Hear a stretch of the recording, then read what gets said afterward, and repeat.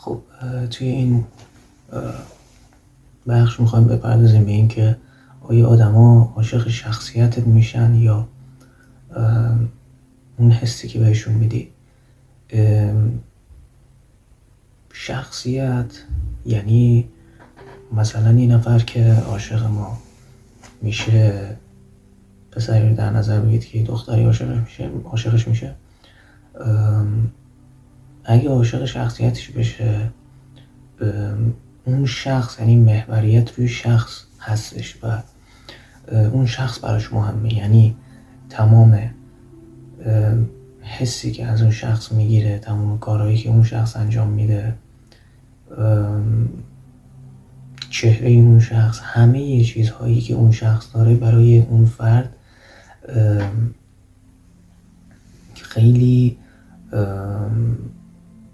چطور بگم خاصه، یعنی خاص ترینه و به عنوان یه شخص اصلی اون رو دوست داره.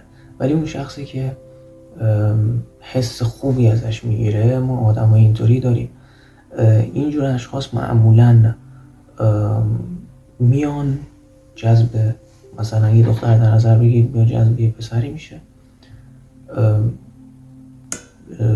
عاشق اون حسی هستش که از اون پسر میگیره.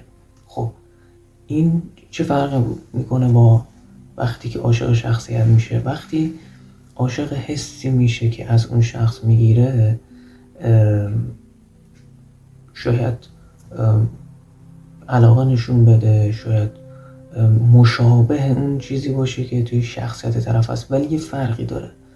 اگر عاشق اون حس بشه، در واقع اگه یه نفر دیگه هم مثلا بیاد بعد از اون شخص، اینو ول میکنه میره دنبال اون شخص، یعنی دائم دنبال اون حس خوبه میگرده. و این چیزی هست که ما خیلی میبینیم، یعنی توی آدم ها میبینیم که اون حسه براشون مهمه، یعنی صرفا این که یه حس خوبی بگیره توی اون ارتباط، توی اون رابطه، اونو میپسنده.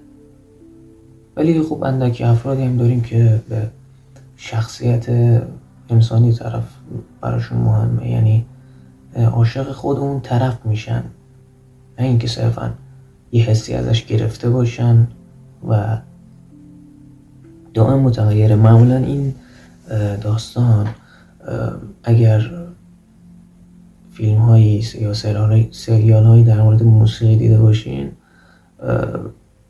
یه مثلا دختر رو در نظر بگیرید که عاشق یه پسر میشه که داره میخونه، داره مثلا ساز میزنه. خب توی این حالت اگر واقعا علاقه‌مند شده باشه به اون مثلا پسر هنرمند، اینطوریه که حالا وارد ارتباط میشه باش، وارد رابطه میشه و عاشقش میشه و تمام. اگر اینطوری نباشه، مثلا امروز یه نفر رو دید داره ساز میزنه، عاشق اون شد، چند روز بعد امکان داره مثلا این افرادی که ساز میزنن اهل موسیقی هستن یه گروه باشن، 4 روز بعد عاشق اون عضو گروه شد و دائم این در حال چرخش بود، در حال گردش بود. و این دیگه اینجا میگیم که عاشق اون حسی میشه که از اون موسیقی یا از اون چیز میگیره، نه عاشق اون فرد. چون اگر عشق واقعی باشه و به یه شخص محدود بشه، آدم ها